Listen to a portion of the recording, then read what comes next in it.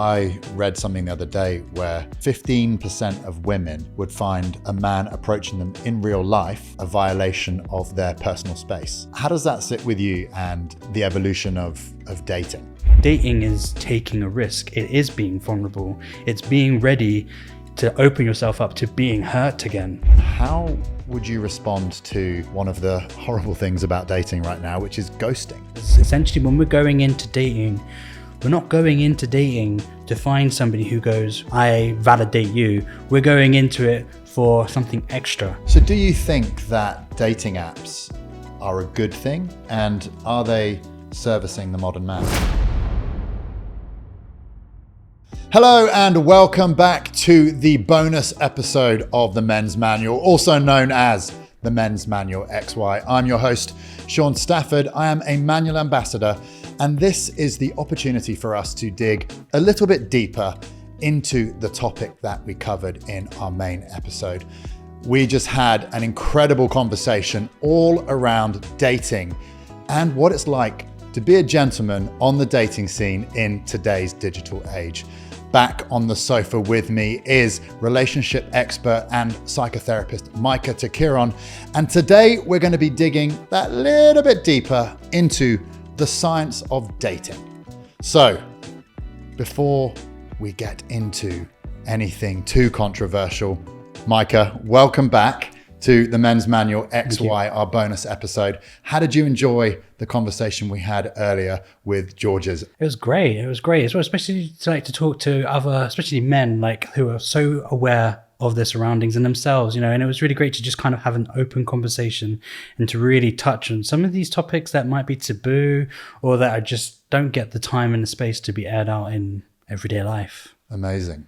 So we're going to be talking a little bit more about dating. But before we do that, can we dig a little bit deeper into your background as a relationship expert, but also as a clinical psychotherapist? How did you come to have that as your job? That was just really just luck, to be honest with you. I never had any intention of going that route. I guess for me, it was just... my background that I came predominantly from a background of you will never amount to anything, you will never be anything, you will never do anything relevant. And so once I got, I kind of basically had to go through a psychotherapeutic journey on my own from a very, very young age. And I had to be my own therapist. And I didn't realize that's what I was doing at that age, and I was having to do that, and so I was having to analyze and understand myself and do all of this stuff and navigate the world based on that. And that's not always usually the most healthiest way to do that, because it's best to have somebody to support you to do it, but I had to do that myself. And so I was navigating this idea of I'm not supposed to be anything. Nobody wants me to be anything. Everybody expects me to probably end up in jail, or probably to be here because I'm just dealt with maybe racism, stereotypes, all different kinds of perspectives about who I am or who I should be.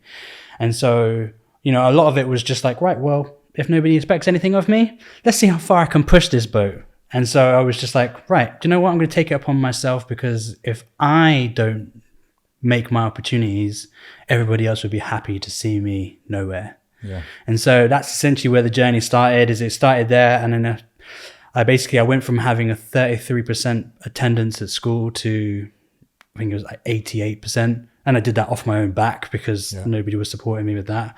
And then so from there, and I just gave myself this idea of I need to do this. And then so from there, I put myself to sixth form, to college, to university. Yeah. I went down the whole performing route, whilst also trying, because that's when I started encountering issues. I tried to get into psychology when I was just finishing school. They told me, you're not allowed to do that. You have to do this.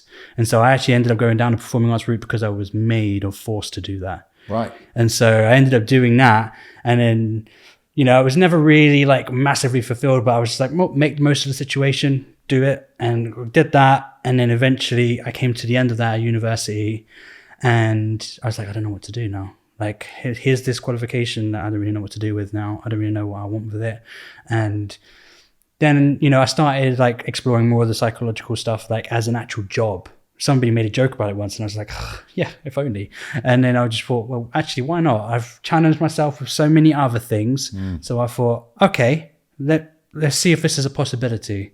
And it just, one thing led to another. Yeah, and now like 10 years has just flown by since I've finished my training. I was just like, oh my God, that's like 10 years already now. And so that's essentially my journey. Has just been a lot of sacrifice, a lot of hardship to get to where I had to get to. But it's been me relying on myself and doing that process for myself as well.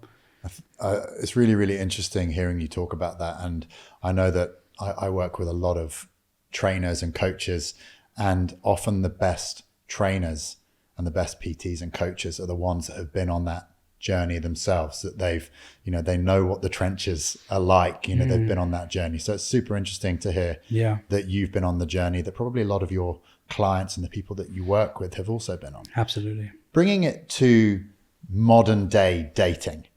So it's, we discussed this on the previous episode. It is a minefield for the modern man. When we're talking about being a gentleman in the digital age, what that can mean, how dangerous certain language can be around the dating landscape. If we're going to boil it down and give somebody a little bit of a cheat sheet. So if you're a man looking to get back into the dating scene, what would make you somebody that's good at dating? Well, that's a really open thing there, right? To be good at dating, you can be good at dating just by being a good actor, essentially, really. But that's not going to help people essentially to be good actors, because essentially then you could just be fooling somebody to prove them that you're not. And so I guess I always say everything always just comes back to you. It depends on who you are as a person and your relationship to yourself, because essentially when we're going into dating, we're not going into dating to find somebody who goes, right, yeah, you're the best, or I validate you. We're going into it for something extra. That's what a relationship is, something extra. It's not, this is my purpose. It's, I already respect myself. I'm looking for somebody who is an extension of that respect. And I think it's always about knowing yourself, because at the end of the day, you're going to come across people that are going to be uneducated in their own self as well. And so a lot of the time, people of that nature are going to need a bad guy. And so it's also about how you sit with that as well, because sometimes people are going to make you the bad guy in their story because they need to be the good guy. So it's like, right, you need to be the bad guy and I need to paint you out to be the bad guy. And so it's about, right, well, am I comfortable in myself for you to put me in that position, whereas I don't actually have to really care about it because I know who I am. I know what my real intentions are, and whatever you want to say about me doesn't really say who I am. Because when you're jumping, especially if you're jumping back into dating scene, you're probably jumping into dating scene after maybe like a failed marriage, failed relationship, all these different things. And so you need to understand, like, okay, who was I in that position? Was I playing a role? Was I playing something that I didn't want to play? Did I believe in something I didn't believe in? What was I doing? And I need to understand all of that so I can go, right, well, what of that sits for me? Which bit is my responsibility? Which bit was their responsibility? Because then I need to understand how to take responsibility for that in the next part. And that's essentially, one of the key parts there is, what do you take from your previous relationship into the new relationship? Because that's what dating is. Dating is taking a risk. It is being vulnerable. It's being ready to open yourself up to being hurt again. Because if you go in there with all these walls up, then you're already kind of saying, right, I'm going in with one foot in, one foot out. And it's just like, right, well, it shows your insincerity there. It shows that you're not really in this with an intention. You haven't set the intention of, I'm here because I want this to work. Because if you're there because you will it to work, you will do whatever you need to do to make it work, right? So it all comes down to yourself. I think fundamentally, because of the time that I've been in a committed relationship, I've been off the market for 20 years. So I've had to live vicariously through friends and colleagues and other people that are on the apps. But it seems that the evolution of the dating app, has gone from Tinder, which was hookup, right, to maybe Hinge, which was more relationship. And I think, is there a place, and should people be upfront with their motivation when it comes to dating? As in, should people put their stall out and say, hey, I'm just interested in a hookup, or I'm actually more interested in a longer term relationship? Is that something that should be broadcast out the gate? I think so, yeah, because essentially you're setting your intentions, you're letting people know where you stand. And I can understand like the hesitation to want to do that, because then it brings different opinions about that idea of what that might mean, or different interpretations or perspectives. And actually, if we can just look at that as like, right, well, actually that person is just not looking for what I want. And it's like, rather than judging it and actually going, right, this person is this kind of person, it's just like, well, actually, we don't need to judge that person. All we need to look at that and go, does that align? No, it doesn't align. And what it makes it so much more easier then, because then there's less rejection. There is less kind of like stuff like ghosting and all of these kinds of things, because it's just like, right, well, I knew where I stood from the beginning. I knew where you stood from the beginning. So there was no room for assumptions about that. I knew what you wanted. You knew what I wanted. And so now it's about, how do we get what we want? Rather than, I wasn't really sure what you wanted, so I did this. And then if I don't get this, I'm now creating these expectations, which are then going to disappoint myself, because I've created these expectations based off of an assumption. And so we, a lot of times we can end up being our own worst enemy in these kind of situations, because we create these expectations based off of an assumption. It's like, right, well, you also have to realize you made the assumption because the other person didn't give you a clear view of where they were standing. And so, and this is the thing with relationships and dating, it's not just one person's responsibility to make sure that they're clear. It's also the other person's responsibility. It's everybody involved in that relationship, whether it even polyamorous or anything like that, to make sure that they are clear about why they're there and what they want from it. And being said, doesn't necessarily mean that you are stuck by that, right? And I think people get stuck on this idea of, if I say something, I'm stuck with that for the rest of my life. It's like, no, because we're always growing, we're always evolving. You can change your mind at any time. Same thing with like consent. You can change your mind at any time you like, and you shouldn't be judged for it. Like if you decide, actually, I don't want this anymore, that's fine, but you need to be clear about it. Clear and communicate. Absolutely, yeah. So do you think that dating apps are a good thing, and are they servicing the modern man? I think dating apps, they had the potential to be a good thing. I think with the state of just the internet in general, let alone social media, has kind of depleted what they can mean and what they can be used for and the benefits that they can have. And I think they definitely don't help men, like in terms of, interpretations of what masculinity is, interpretations of, how they should approach dating and so forth, and all these different types of things. I think I saw something recently, like a video about Bumble, is like one of the dating apps, and they've changed. There was a predominantly women go first rule, and they've now taken that away because women were complaining that it was too hard to do that. And it's just like, if you look at that's what men have always had to do. And now you've basically taken away this idea of like, okay, let's let the other person try it now. And you've gone back to men now saying, right, no, you just have to do it again. What's quite interesting is I read something the other day where there was a stat where women, or 15% of women, would find a man approaching them in real life to ask them for a coffee or to go on a date. They would find that a violation of their personal space. How does that sit with you and the evolution of dating? I mean, I can understand that, and that's the purpose where I think something like a dating app does come in handy, because it sets the intention of, this is the space where I do dating. I don't have to do it every day in my everyday life. It's the same thing for people who can't do the gym outside. And it's like, well, no, I do it in a gym because that's the space, and actually I can be in the mindset there of that's why I'm there. And so it makes sense.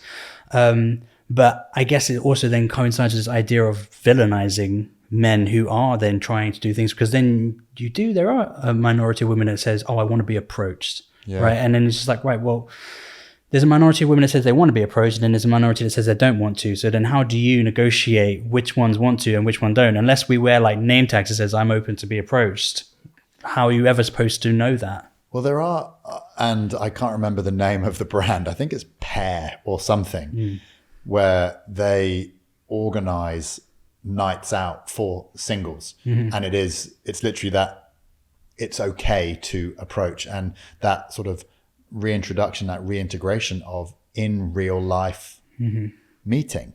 Because I guess at the end of the day, the evolution of the dating app is to take that initial interaction and that initial correspondence maybe to a safe space where it's offline, so it's online, where you can kind of get an idea of whether this person is for you or not before you meet in real life. When people are creating dating profiles, are there any things that they should avoid and any things that you would recommend them do in order to kind of optimize their success when it comes to that in real life meeting? I think one of the most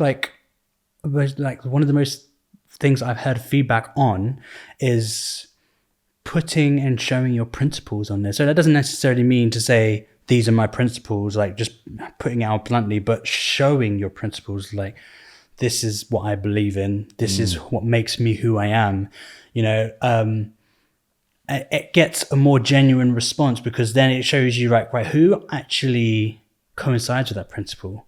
And then so it actually whittles down the people of not just about, who's attracted? Do you like cinema? Like I like cinema. It goes down to like, I might do that in that situation, or I might do that in that scenario, or, I agree with that as well. And it's like this principle that you then share becomes a foundation for a relationship. And that's what then helps to build relationships. And so it's like this idea of like the online dating is more of actually just a space to be able to take it offline. That's what the potential was. The potential was like, right, so we don't have to get these two things confused of when it's okay to approach someone, when it's not to approach somebody. Here's a space for it.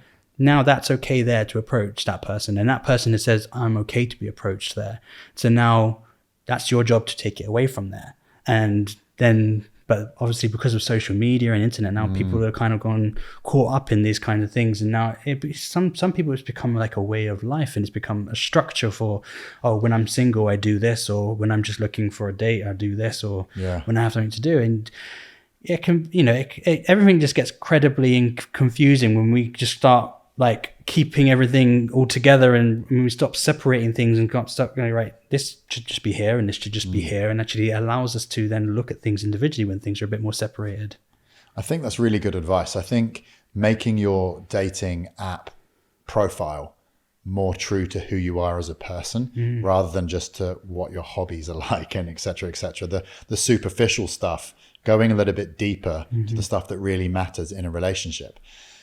How important, going back to the top level of superficiality, is it that the picture that somebody would put on their dating profile, that it is up to date and is a realistic sort of representation of what they look like? How important do you think that is? I think that's really important, because essentially if you're not putting up an accurate representation of yourself, to somebody like me, that shows that you're not happy with your present self. Okay. And so if you're putting up something else, then it's just like, right. And if you don't like being rejected for it or being judged for it, especially in person, then that's on your responsibility there to be comfortable with who you are. So if you put, say like, if you put something up there and you say, right, I don't like the fact that I'm wearing glasses here, and so I'll put a picture with me not wearing glasses, and that. But then you go on a date and you're wearing glasses, and it changes your face like completely. And it's just like, right, well, if you now get rejected for that, that's now your responsibility, because that's what you just delivered. You just said, this is me. And that's what people need to be looking for. They need to be looking for, who is this person? Not who can this person play? Who can this person pretend to be? Can this person show me what I need to see for a little bit whilst I find out who they really are? Or can they just be themselves from the beginning? And so it's really important to have an accurate representation of yourself, because that also then once again comes back to this idea of your relationship to yourself. Like, if I'm not comfortable putting an accurate representation of myself online, should I be there? If I'm not comfortable with that, then I shouldn't be there. Like, that's how much I respect myself and how much my relationship with myself matters there, because that needs to be there, because I'm happy regardless of what other people might think or other people's perspectives or opinion of me. It doesn't matter. Like, what matters is how I feel. And so if I don't feel like I have a good relationship with that, I shouldn't be there. And I think that's a great example is for also being in dating. You know, if you're not willing and ready to be who you are right there and then, and be that accurate representation of yourself, and you're going to be the best version of yourself, then you're not ready to be in a dating scene. You're not ready to date. That's not accurately who you are. And actually you've got more work to do. And that doesn't necessarily mean you can't date. It just means that maybe you need to be more self-aware. And actually that's something that you might have to do with somebody else as well. So it's just something that you have to be aware of that could be a consequence. And so I'm going to use a term that is banded around in dating, you know, red flag. So I think if you're putting a photo of yourself up that doesn't really look like you, catfishing is another common term. There's a lot of jargon around dating at the moment. I've just mentioned 2: red flag, catfishing, narcissist, gaslighting, you know, attachment theory, all this sort of stuff. So being a psychotherapist, can we rewind a little bit and take a look at some of these sort of really front of your mind, tip of your tongue phrases that a lot of men will be hearing and experiencing when it comes to dating? What is a red flag? I mean, honestly, this is a term that I've only just heard of this in a couple of years as well. And I'm just like, red flag is literally, from what my understanding is of people's perceptions of it, is it's something that they don't like a warning. I wouldn't even say it's a warning. Like, they would say it's probably a warning, but they would say it's something that I don't like. And they would say, I guess it's 1 point against, right? If I like this person, 1 point against, and the green flags are the 1.4, right? There's no room for in the middle, you know? And I guess that's what red flags are. Red flags are, I'm either going one way or the other. I'm not going to actually explore who this person really is. And so it's something to just put somebody in a box and go, right, I don't like this. And, you know, and like I said before, we are not our conclusion. So it's also then just going like, based on my conclusion, maybe this is not actually, even though this might be something that I should challenge for myself, I'm going to judge them by my own maybe trauma or my own issues I haven't really solved. And so I'm going to say, that's a red flag because I don't like how you're sitting. So it's like, okay, well, maybe that's an actual real thing for you that you haven't sorted out. But you're now judging that person based off of your own experiences, and no experiences are ever comparable. Interesting. If we're going to look at another really common term, gaslighting, what, in your opinion, is gaslighting, and how can it impact people when they're in a relationship or in the dating scene? Yeah, gaslighting is another one of those kind of terminologies that just gets thrown around a lot with loads of other ones. You know, I guess it's a word that is open to interpretation because it is, you know, a psychological word for a certain thing. So it's not really something that translates directly to what's happening in any situation. And so it is a word that is just open to interpretation. But I guess gaslighting is essentially when we're trying to explain something to somebody that is better for us. So we're trying to say, no, look, this is happening because of this. And it's like, right, okay, but you're telling them not because it's better for the situation, but because it's better for you. And so I guess the idea of gaslighting is kind of this idea of whatever I'm telling you is it's more beneficial to me, like not actually beneficial to you or the situation or the circumstances.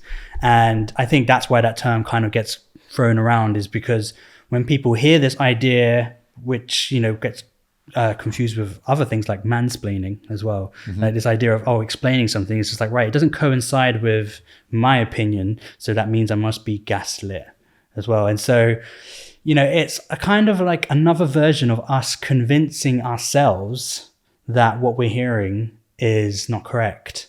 And I guess that's how gaslighting can also be interpreted, is like, it's being told that what you know is not the truth, and so it's quite a hard one to kind of navigate, because, you know, on one hand it's right, well, what they're saying is not true, but then on the other hand it's, well, what am I saying? Is that what's true as well? So this is why this idea of gaslighting is such a a minefield and such a tricky thing to navigate, is because actually who's gaslighting who? Are you gaslighting yourself? Are you gaslighting the person? Are you being gaslit? Who knows? And actually only all you know is what's happening for you in the moment, right? And they know what's happening for them. So then that's where it just comes to this idea of understanding what's your responsibility in the situation. Like, even if you don't understand that truth, can you still be open to maybe understanding where it's coming from? And I think that's probably where it can get a bit complicated and a bit dangerous, is that there is something that is very buzzy, and a lot of people don't necessarily take the time to really understand the meaning behind the phrase. So I think the advice you've just given there about being open and responsive to somebody else's point of view, I think is really, really key. So unpacking gaslighting a little bit more, is there ever just a time where somebody is being downright mean or nasty or trying to be really negative in a situation by gaslighting someone? And would that person potentially be a narcissist? Well, I think it comes down to the intentions, right? If you're purposely telling somebody like a false reality or a false truth for your individual gain, then I guess you could judge that as saying, well, you're being a dick then, right? Yeah. You could judge that as that's what you're doing. You're doing that because you're not actually doing it because that's what's best for the situation. You're not doing it to be informative. You're not doing it to be open to listening. You're just doing it to mold your world to see fit to how you want it. And then we move into this idea of what's a narcissist, right? And a narcissistic person is somebody who is, medically got a psychological issue, right? And when you look at what a narcissist is essentially somebody who is just so hurt that they're not able to actually do their own work, and they have to use other people to do it. And so then I would say that actually then gets rid of this idea of, are they just a dick? Because then it's just like, right, well, if they're doing it because they don't know, it's more about their development. It's more about them as a person. And we have to understand our investment in the relationship. It's just like, right, well, how do I communicate? Do I need to communicate to them that it's just because they've got so much trauma? Yeah. Or actually, do I not have to? And so it's up to you and your investment on this kind of things. It's like, right, potentially you could be narcissistic or have narcissistic tendencies, like as George has said earlier. It's just like we can all have narcissistic traits. We all have them. In fact, it's not even just we do all have them. Those are within all of us. And it's just this idea of what a narcissist is, and it's just like people think that it's like, right, they're just inherently bad people. And it's just like, well, it's not that they are bad people. It's just the fact of they're just underdeveloped so badly that they don't know any other way. And it's one of the hardest kind of medical things to treat because of their condition they've had to get them to that position. And, to name and to brand somebody a narcissist, maybe just because they're being or presenting as a dickhead or something like that, is quite another, once again, heavy terms go, you're narcissistic. That's a narcissistic thing to do. It's just like, no, because the idea of a narcissistic person is somebody who can't feel, who can't empathize, and not because they just don't want to, they just can't. They don't actually understand that version of whatever it is you're talking about. It doesn't, it's like it doesn't compute for them. And so that becomes a real thing. So actually, rather than they're not doing it, actually, then they can't. It becomes two different things. So actually being a narcissistic person doesn't make you a dick, but just doing something intentionally would probably make you more of a dick, I would say, because you're choosing to do that. You have the choice. And I think that's where things, the things get interesting, because I have this kind of saying, it's just like, sometimes we have to look at this situation of what's worse, getting hurt by accident or being hurt by purpose. Which one is the worst of the two? Getting hurt. Well, I think that's a really easy one. It's like surely getting hurt intentionally or intentionally hurting somebody is worse than accidentally hurting them, you would assume. Well, this is it. It's open though, right? It's like you could say it's open. It's like, right, well, if you're intentionally hurting somebody, it's just like, what's the intentions? Are you intentionally hurting them because it just makes you feel better? And it's just like, right, does that signify more of an emotional damage there, or is it an accidentally thing? Does that more signals more of a lack of awareness? And so it's just like, right, so which one is worse? The fact that actually you're being upfront and going, yeah, I'm doing this because I want to do this. Yeah. Whereas it's like, right, well, I know why I'm being hurt because you're hurting me. Yeah. Whereas you again being hurt and not understanding why you're being hurt, especially with the person who's doing it to you doesn't understand, go, I don't know why I'm doing this. I'm not doing this. I don't think I am. And it's just like, right, what's worse? Like knowing that it's happening or not knowing that it's happening? And it's just like, but either way, you're still being hurt. Yeah. And so then that's where it comes back to this idea of investment. Are you invested enough to understand or to kind of understand that person and go, right, they're just being a dick, or to understand and go, no, it's because of X, Y, and Z. But even just understanding it doesn't necessarily mean that we need to take responsibility for changing them. Yeah. Sometimes. And I guess that when you're dating, chances are that your investment level is not there. So it's a case of like, if you're on a first date or a second date and, you get confronted with some of these issues, chances are that your investment level, by just being, coincidentally on a first or a second date, isn't there. So that's when you walk it around and it doesn't make it to date number 2 or date number 3.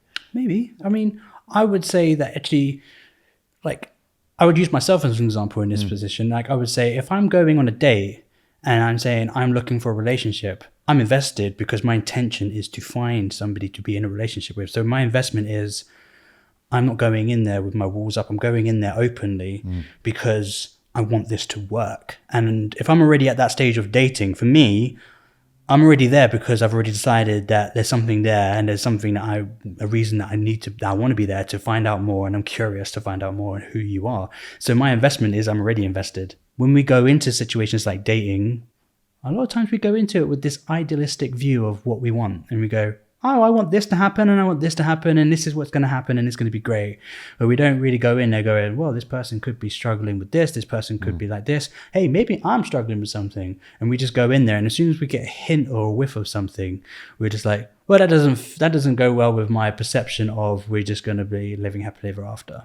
And, and it's just like that there's so much more to what's happening. And actually that investment could actually lead to the foundations of the relationship, which create connection. It creates emotional intimacy and all of these other things, which then is what gives the relationship the foundations to support it through all different types of things. It seems that you're very much coming from a place of you need to be really ready to date.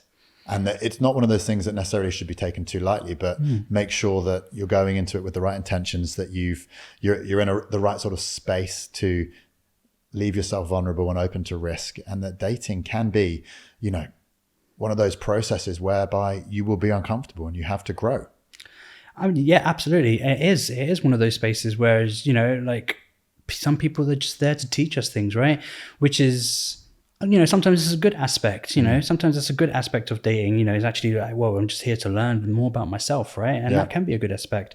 And it's not necessarily this idea of like, make sure you're ready. It's make sure you're open to learning. Because if you're not open to learning, or if, like I said, if you're not open to taking a risk, like I said, if you come in with these walls up, like going, right, if this person, I don't like conflict, like say that as an example, I don't like conflict. If this person shows me a sign of conflict, then that person's not good for me. It's just like, right, okay, but actually that says more about you not liking conflict, because then that's saying, right, I don't know how to handle conflict.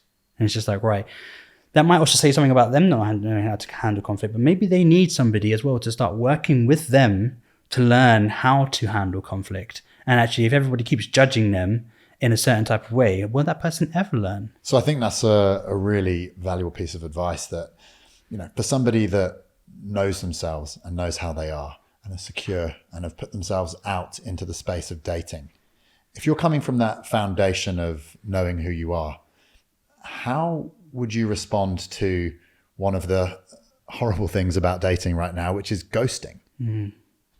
I don't know. If you know yourself, then you will understand that if somebody ghosts you, that's their issue. It's not your issue.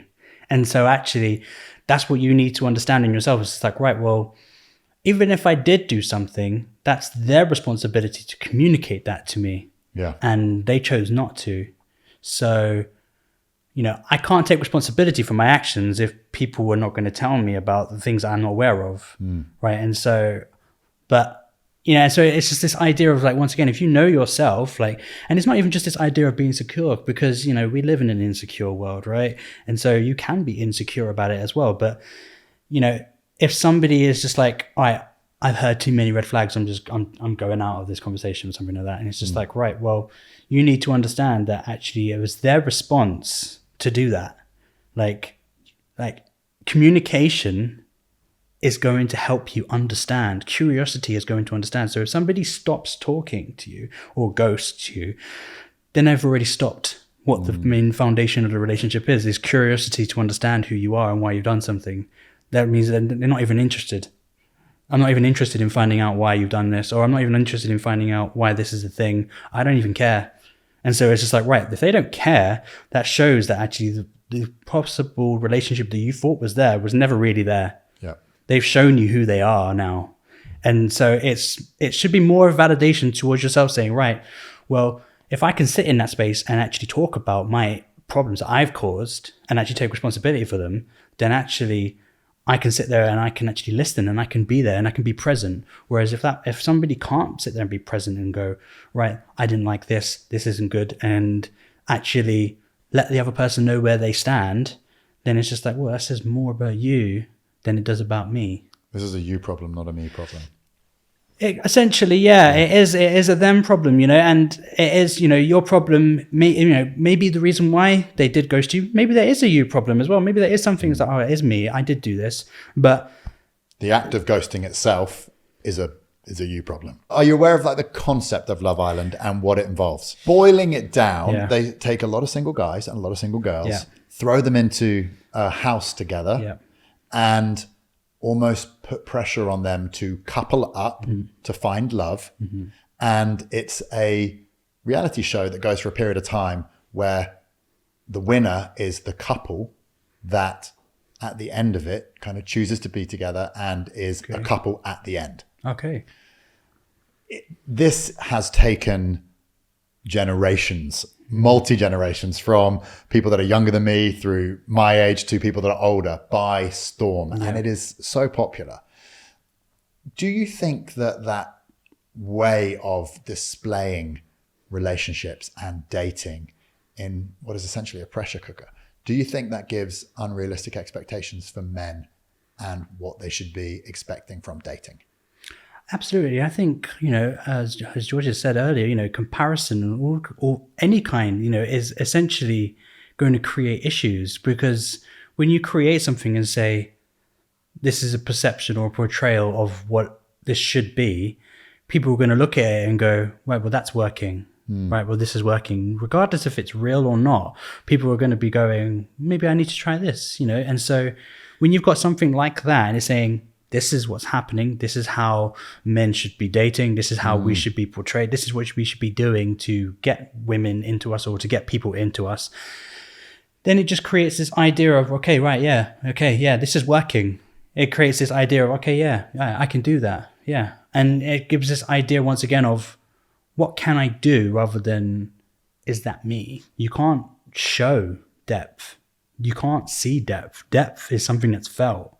And so when you've got something on television showing you a relationship or showing you like, oh, look, this is working, it's not showing you the depth of how you feel and how that person is feeling. It's not showing you that person as a real person. It's showing you it almost like a robot. It's like, here's this person. Caricature. Yeah, exactly. It's just like, here's this person doing this and they get this. And that also kind of leads to this idea of transactional. It's just like, right, if I do this, I get this. And so then it's just like, right, but you're not actually adhering to what you feel. Because in that moment, you might not think, okay, I should do this. You might go, actually, I don't like this idea. Or actually, this doesn't sit well with me. It holds all these implications as well of what might be and what it means if you don't do these things as well. So it's like, oh, if you don't do this, then you're not maybe a man. You're not masculine enough. So then it's like, okay. So now we're adding in another interpretation into this, which is in more detriment to myself, because now I'm not only questioning what I have to do to date, I'm now questioning my existence as a person and how I identify and what that means. And now I'm not even just questioning it, I'm saying I'm actually going against it. So even if that's not me, I'm saying, well, it should be me. I should be doing that. And it's just like, right now, what you're doing is, this comes back to relationship with yourself. You're now hurting yourself because you're not like that. And you're telling yourself you should. So essentially, you're now traumatizing yourself because you're allowing these perceptions to attack you. And actually, maybe there's some truth in there about maybe how you relate to that is in there. But going at it in this position of that's what I should be doing, I should be like that, you're not really paying attention to what you are doing and who you are and what you like. Okay, so something we touched on in a previous episode was the importance of language and keeping it very on trend with Love Island. I'm just going to do a quick fire round. Some of the terminology and phrases used in Love Island, I want you to say, firstly, if you know what it is, and maybe a quick rephrasing in your words. And then secondly, if you think it's a good thing or a bad thing. And the first one is eggs in one basket. Eggs in one basket. Yeah, I know what that is. I think, well, it just basically means having everything all in the same time, I think. Like going all in on someone. Yeah. Okay. And is it a good thing or a bad thing? I mean, it's open to perspective. It could be a good thing if only that person is doing the same, the other person is doing the same. I think if the other person isn't, then no. Good. My type on paper. I think that's just another way to box somebody or to create a tick box for life. I don't think that's a great idea. Okay, the next one is mugging off. Okay, so my interpretation of mugging off is basically when somebody is condescending and like taking the piss out of what you're saying. Disrespectful, yeah. Definitely not a good thing. The next one, similar to mugging off, pied off. No idea. No idea. I think it means, and bear in mind, I'm not Gen Z enough to probably know, but I think it means rejected. Okay. The ick. Oh, I think that just means something that you don't like. Pretty much, yeah. I'd take that. Yeah. So I think what that proved is we both don't know the lingo or jargon of Love Island very much. But I'll tell you what, this has been an incredibly insightful conversation. I think anybody who is in and around the dating scene and looking to get back in and maybe make themselves more vulnerable to invest and maybe to take a risk, I think this conversation will be incredibly useful to them. So thank you so much. Thank you. This has been an amazing episode of the Men's Manual XY. Massive thank you to Mycah for sharing his insights and expertise on relationships and coming at it from the aspect and the angle of a clinical psychotherapist. If you guys have found this conversation interesting, if it's something that you would like to hear more of, please let us know in the comment section below. However you're consuming our content, we really appreciate all of the engagement and interaction that you guys bring. So please like, comment. If you're subscribing, please leave us a rating and a review. It helps more people find our content and helps our community grow and thrive. I hope you've enjoyed this bonus episode of the Men's Manual. I'm Shaun Stafford. It's been an absolute pleasure, and we'll see you again next time.